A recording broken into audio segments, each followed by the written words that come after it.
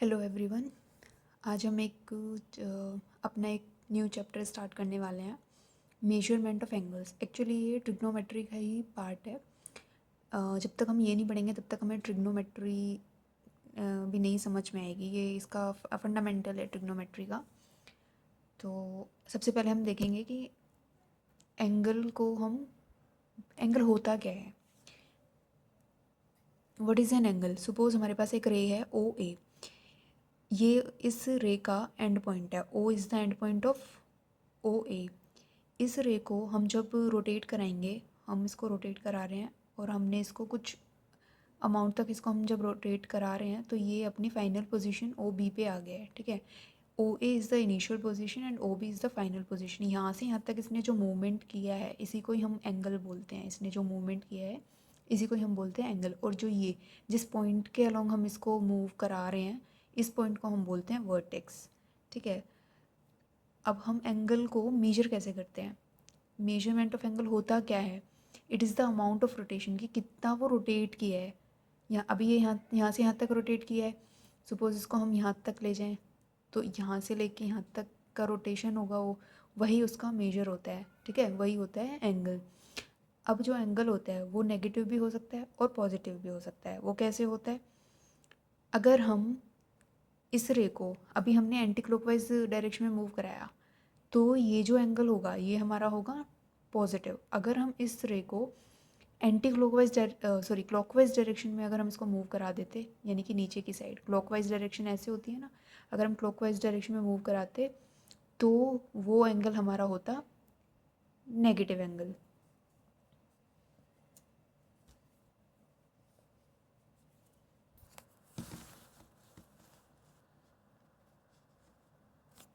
जैसे कि हमने यहाँ पे देख रहे हैं हमने इसको इधर की साइड पहले ये इसको ओ मान लो, ओ एक्स इज़ अ रे, और इसको हमने मूव कराया इधर। जब हमने इसको एंटी क्लॉकवाइज मूव कराया तो ये जो एंगल होगा ये पॉजिटिव होगा, और जब हमने इसको क्लॉकवाइज डायरेक्शन में मूव कराया तो ये जो एंगल होगा ये नेगेटिव एंगल होगा। अब हम देखते हैं कि राइट एंगल क्या होता है। What is a right angle? Right angle, suppose ये हमारा एक सर्कल है। ठीक है, सर्कल भी छोड़ो, सबसे पहले देखो ये हमारी एक रे है ओ ए। ये एक रे हो गई हमारी ओ ए। जब हम इस ओ ए को रोटेट कराएंगे, कितना रोटेट कराएंगे कि सर्कल का 1/4 पार्ट ये मूव कर जाए। सर्कल का 1/4 मतलब कि quarter of a circle. 4 part है ना इस सर्कल के, तो ये ए से लेके बी तक इतना जब ये मूव कर रहा है तो इसी को ही हम बोलते हैं, ये यहाँ पे जो एंगल बनाएगा ये होगा राइट एंगल। इसी को ही 90 डिग्री बोलेंगे। 90 डिग्री क्यों बोलते हैं वो हम आगे देखेंगे। तो क्वार्टर ऑफ अ सर्कल जब ये कवर कर लेता है तो उसी एंगल को हम बोलते हैं राइट एंगल।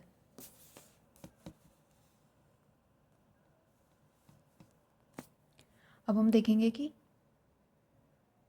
क्वाड्रेंट्स क्या होते हैं। सपोज हमारे पास कोई 2 स्ट्रेट लाइंस हैं। ठीक है, 2 स्ट्रेट लाइंस हैं। कौन कौन सी? एक्स डैश ओ एक्स, ये एक स्ट्रेट लाइन है। वाई ओ वाई डैश, ये एक स्ट्रेट लाइन है। 2 स्ट्रेट लाइंस को जब हम परपेंडिकुलरली मतलब 90 डिग्री पे हमने इनको ऐसे रख दिया। अब ये जो दोनों लाइंस हैं, ये इस प्लेन को, ये एक पेपर है ना, इतना पार्ट लगा लो इसका, इस पेपर का इतना पार्ट लगा लो, एक स्क्वायर। ठीक है, इस स्क्वायर को, ये जो पूरा स्क्वायर है इसको 4 पार्ट्स में डिवाइड कर रहा है, और इन्हीं 4 पार्ट्स को हम बोलते हैं क्वाड्रेंट। क्या बोलते हैं? क्वाड्रेंट। ये होता है फर्स्ट क्वाड्रेंट, ये सेकंड क्वाड्रेंट, ये थर्ड क्वाड्रेंट और ये फोर्थ क्वाड्रेंट।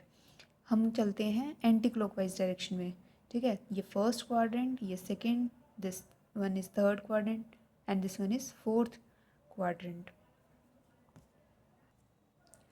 अब हम देखेंगे कि एंगल को कैसे कैसे मेजर किया जा सकता है। एंगल को मेजर करने के लिए 3 सिस्टम है हमारे पास: sexagesimal system, centesimal system and circular system. ये वाला सिस्टम तो हम बहुत ही कम पढ़ते हैं, इसको ये इतना इम्पोर्टेंट नहीं है। Sexagesimal system and circular system ये दोनों हमारे लिए बहुत इम्पोर्टेंट है, इन्हीं से हमारे क्वेश्चंस बनते हैं। सेक्साडेसिमल सिस्टम की अगर हम बात करें तो इसमें हम क्या करते हैं, ये हमारे पास एक राइट एंगल है ना, ये 90 डिग्री है, दिस एंगल इज़ 90 डिग्री। अगर हम इस एंगल को हम 90 पार्ट्स में डिवाइड कर दें, 90 पार्ट्स में कैसे डिवाइड कर दें, ऐसे 1 2 3 4 ऐसे करते करते हम मतलब इसको 90 पार्ट्स में डिवाइड अगर हम कर दें तो उसी को ही हम बोलते हैं सेक्साडेसिमल सिस्टम। और हर पार्ट को हम क्या बोल रहे हैं, हर पार्ट को हम 1 डिग्री बोल रहे हैं, क्योंकि ये 90 क्योंकि यहाँ पे ये इसको हमने 90 पार्ट्स में डिवाइड किया, ठीक है, 90 पार्ट्स में डिवाइड किया और हर एक पार्ट को हम 1 डिग्री बोल रहे हैं।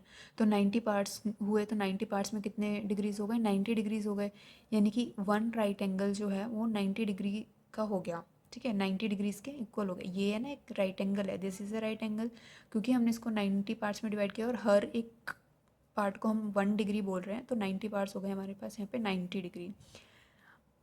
1 सेक्साडेसिमल सिस्टम में क्या होता है, हम 1 डिग्री को भी अगर हम और फर्दर डिवाइड करें 60 पार्ट्स में, 1 डिग्री को अगर हम फर्दर 60 पार्ट्स में डिवाइड करें तो ईच पार्ट को हम क्या बोलते हैं, मिनट बोलते हैं, 1 मिनट।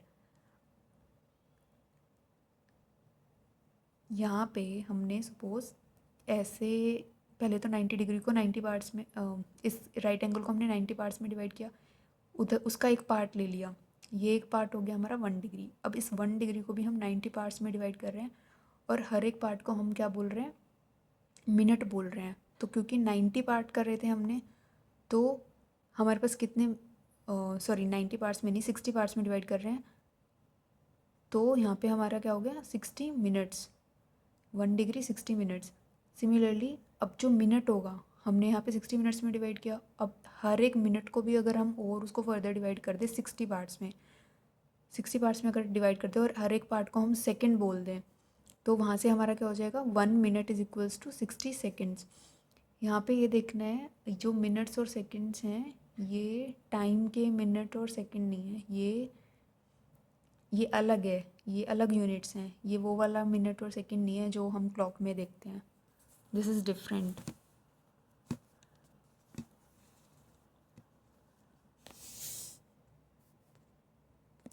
दूसरा आता है हमारे पास सेंटेसिमल सिस्टम। इसमें क्या होता है, वही हमारा सेम ये ऊपर जो हमने लिया था राइट एंगल, उसी राइट एंगल को अगर हम 100 पार्ट्स में डिवाइड करते हैं, ऊपर हमने 90 पार्ट्स में डिवाइड किया था, लेकिन अगर हम इसी को 100 पार्ट्स में डिवाइड कर दें और हर एक पार्ट को हम क्या बोल दें, ग्रेड बोल दें, तो हमारे पास 100 पार्ट्स कितने ग्रेड के इक्वल हो जाएगा, 100 ग्रेड के इक्वल हो जाएगा। फिर हम हर एक ग्रेड को अगर और फर्दर 100 पार्ट्स में डिवाइड कर दें तो वहाँ पे हर एक पार्ट को हम 1 मिनट बोलेंगे और 100 पार्ट्स को हम कितना कितना बोलेंगे, 100 मिनट्स। और फिर उस मिनट को भी अगर हम फर्दर डिवाइड कर दें 100 पार्ट्स में और हर एक पार्ट को हम सेकंड्स बोलें तो 1 मिनट हमारे पास 100 सेकंड्स के इक्वल हो जाएगा। यहाँ पे जो एंगल मेजर करते हैं हम वो ग्रेड्स में करते हैं, ऊपर जो हम एंगल मेजर कर रहे थे वो हम डिग्रीज़ में कर रहे थे। ऊपर जो हमने यहाँ पे एंगल मेजर किया ना, ये डिग्रीज़ में मेजर कर रहे थे ना 90 डिग्री, यहाँ पे हम डिग्रीज़ में मेजर कर रहे थे। यहाँ पे जो हम एंगल मेजर कर रहे हैं ये हम ग्रेड्स में मेजर कर रहे हैं, ये इसका नोटेशन है 1 ग्रेड, ठीक है, 1 ग्रेड। अब आ जाते हैं हम सर्कुलर सिस्टम पे। सबसे इम्पॉर्टेंट सिस्टम है ये सर्कुलर सिस्टम, इसी को ही हमें बहुत डीप में पढ़ना है।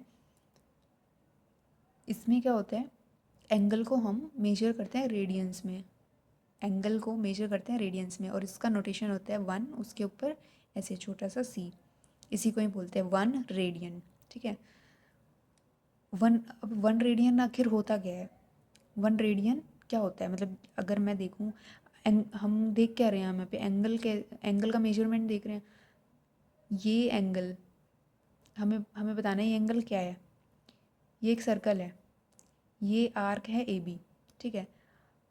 ये एक सर्कल है जिसका रेडियस क्या है आर, एक सर्कल है जिसका रेडियस है आर, ये ओ ए एक रे मान लो और ओ बी भी एक रे मान लो, मतलब यहाँ से लेके यहाँ तक हमने इसको मूव करा है ऐसे। और हम कह रहे हैं कि जो ए बी जो आर्क है, मतलब आर्क मतलब जो ये इस पे मूव करा रहे हैं ना ऐसे, ये किसके इक्वल है, ये इस रेडियस के ही इक्वल है। आर्क ए बी की जो लेंथ है ए से बी जब हम चल रहे हैं वो हमारी रेडियस के ही इक्वल हम मान रहे हैं। तो इस केस में क्या होता है, अगर हमारे पास आर रेडियस का कोई सर्कल है और ए बी एक आर्क है जिसकी लेंथ भी इस रेडियस के ही इक्वल है, तो हमारा जो एंगल होता है उसी एंगल का मेजरमेंट कितना होता है, ये होता है 1 रेडियन के इक्वल। और आगे हम इसको बहुत ही डीप में अभी पढ़ेंगे, तो पूरा चैप्टर इसी पे ही बेस्ड है। तो अभी के लिए बस इतना ही। नेक्स्ट वीडियो में हम आगे इसको देखेंगे, कंटिन्यू करेंगे। And if you like the video then please hit the like button and subscribe my channel और आगे आने वाली वीडियोस को, ताकि आपको नोटिफिकेशन आता रहे, आपको पता चल जाए। एंड ऐसे ही हम एक एक करके सारे चैप्टर्स को कवर करेंगे। Thank you.